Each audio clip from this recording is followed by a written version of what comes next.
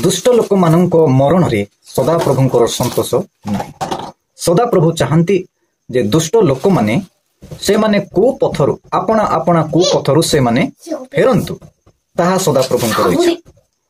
सेति निमंते सदाप्रभु कहती दुष्ट मानक मरण रे आंभर की संतोष अछि ना बरम से फेरी बंचु। सेति निमंते आम माने स्पष्ट रूपे जिहिजिकल 18 अध्याय 23 पदरे आम माने लेखा जाय अछि। आम माने ताहा पठन करिबा। एठारे एपरि लेखा जाय प्रभु सदाप्रभु कहती दुष्टर मरण रे कि आंभर किछि संतोष अछि बरम से आपना को पथरु फेरी बंचु सेथिरे कि आंभर संतोष नाही। से आपना को पथरु फेरी बंचु ताहा सदाप्रभुंकर इच्छा। सेथि निमंते अनेक दुष्ट लोक माने मरण रे सदाप्रभुंकर संतोष नाही। समस्त जगत रे जेते जण एठारे बसवास करंती प्रत्येक ईश्वरंकर संतान संतति मान और एमानंक मध्यरु मनुष्य पापर अधीन जणे मध्य धार्मिक नाही। किंतु से धार्मिकता से पापरु धार्मिकता निकटक फेरिबा आवश्यकता अछि।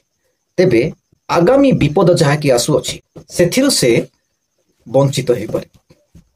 ईश्वरंकर इच्छा केही जेपरि जणे मध्य विनष्ट न होंती समस्ते जेपरि परित्राण प्राप्त होंती ताहा ईश्वरंकर इच्छा।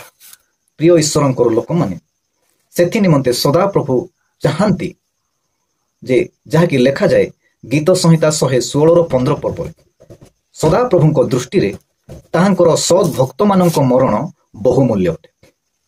सदाप्रभुंक दृष्टि रे जो माने कि धार्मिकतारे आचरण करूअछंती ताहांको इच्छानुसायी कार्य करूअछंती ताहांको स्वीकार करिबा दिन ठारू आरंभ करी प्रभु भय रे जीवन यापन करूअछंती पाप कार्य रे लिप्त नुहंती से मानंकु सदाप्रभु यथा शीघ्र नै जानती कोडे नै जानती निज राज्य को नेबा निमंते से ताहांको विश्राम करंती। एई पृथ्वीरु से मानंकु यथा शीघ्र से कोन करंती ना निष्पास हरण करंती। एई पृथ्वी रे जेतेबेले से धर्म जेतेबेले उत्तम कार्य करिबा निमंते जने व्यक्ति आरंभ करे सेही समय से धार्मिक गणित बोली ख्या सेही समय सदा प्रभुंकर दृष्टि ताहांको निकटक थाए आ उत्तम कार्य जेतेबेले से करे सेही समय सदा प्रभु ताहांको एई जगत मध्यरु नै जायथांते। किंतु समस्त लोक माने ताहांको निमंते दुखित होंती किंतु सदा प्रभुंको दृष्टि रे से भक्त माने ही बहुमूल्य अटंती। सेथि निमंते ए सद भक्त मानक मरण को ईश्वर पसंद करछि। ए सद भक्त मानक मरण रे सदा प्रभुंकर संतोष थाए।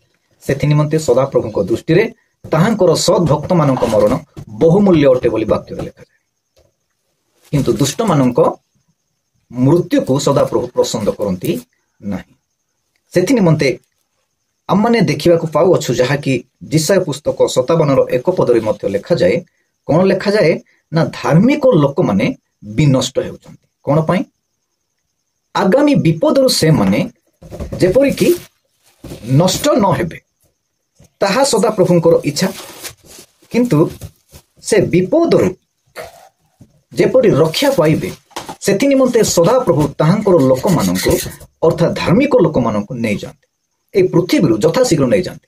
जदि मनकर न नियंती आगामी विपद तांको निमंते पाप मध्य पड़ी पारे भूल कार्य रे मध्य से पड़ी पारंती।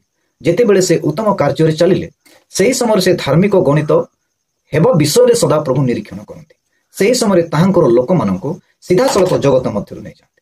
सेथि पय एक पदरे लेखा जाय माने पठन करिबा धार्मिक लोक विनष्ट हेउअछि ओ से विषय रे केही मनोयोग करू नाही। धार्मिक लोक माने विनष्ट हेउछंती ताहा केही मध्य मनोयोग करू नांती ना एते भलो लोकटे थिला केमती प्रकार मरिगला ए लोकटा मरिबा कथा नाही बहुत भलो लोक थिला।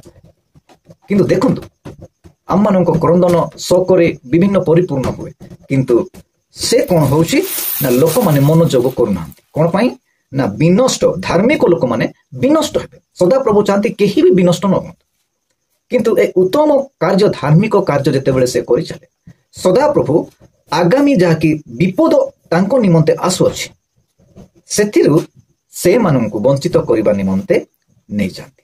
ता तले मते लेखा जाय पुणी भक्त लोक माने निया जाउछन्ती। सेति पई एई प्रकार भक्त लोक माने ସଦାପ୍ରଭୁଙ୍କ ଦୃଷ୍ଟିରେ ଏହି ପ୍ରକାର ଭକ୍ତ ଲୋକମାନଙ୍କୁ ନିଆଯାଉଛି କୁଆଡ଼େ ଆଗାମୀ ବିପଦରୁ ରକ୍ଷା ପାଇବା ନିମନ୍ତେ ସଦାପ୍ରଭୁଙ୍କର ସଦ୍ଭକ୍ତମାନଙ୍କୁ ନିଆଯାଉଛି।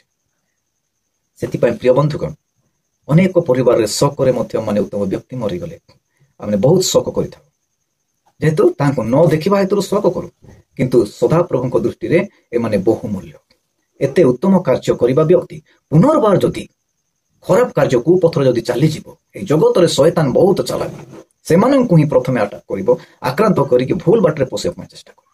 ସେଥି ନିମନ୍ତେ ସଦାପ୍ରଭୁଙ୍କ ଦୃଷ୍ଟିରେ ଯେତେବେଳେ ଏହି ପ୍ରକାର ସଦ୍ଭକ୍ତମାନେ ପ୍ରସ୍ତୁତ ହେଇଗଲେ, ସେହି ସମୟରେ ସଦାପ୍ରଭୁ ସେମାନଙ୍କୁ ଏହି ଜଗତ ମଧ୍ୟରୁ ନେଇଯାଆନ୍ତି। ବାପା, ଆଉ ତୁ ଏତିକି ଆସ ବାପା, ତୁ ଅଧିକା ଦିନ ଆଉ ଏ ଜଗତରେ ରହିବା ଆବଶ୍ୟକତା ନାହିଁ, ତୋର ସମୟ ହେଇଯାଇଛି, ଆସ ମୁଁ ତୁମ୍ଭଟା ପଠେଇଥିଲି, ଯେଉଁଠାରୁ ମୁଁ ତୁମକୁ ପଠେଇଥିଲି ସେଇଟାକୁ ଆମମାନେ ଫେରିଯିବା। ଯେହେତୁ ସାବାସ, ଉତ୍ତମ କାର୍ଯ୍ୟ ତମେ କରିଅଛ।